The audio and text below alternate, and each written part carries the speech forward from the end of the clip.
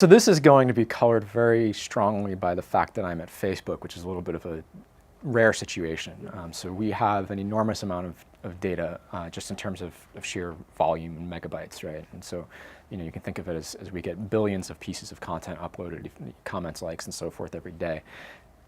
What that means is that for us, the unique demand really is that we have to be able to process all of this data efficiently, and that involves writing a lot of code, which was not something that I expected to be doing when I was finishing up a PhD in sociology.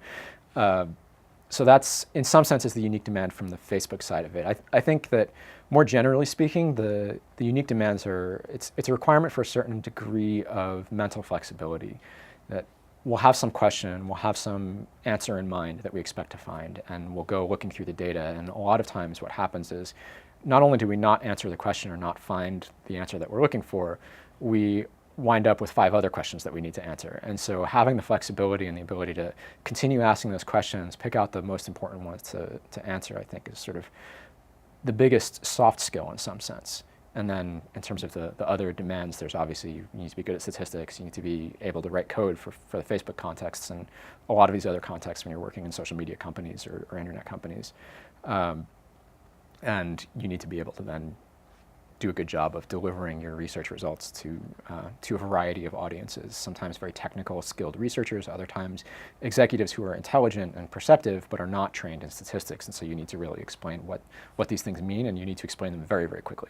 So if you're interested in the kind of large-scale behavioral modeling that I do, I think the biggest thing, most of the people who are interested in this come from my background at least, don't know how to write code, and you absolutely have to learn how to write code.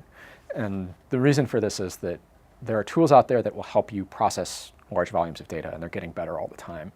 But you're always going to be 5 years behind the state of the art. And in social media or internet-based research, 5 years behind means nobody cares about what you have to say because everything changes so fast. The other thing that I would say is really learn math. Every day I wish I knew more math.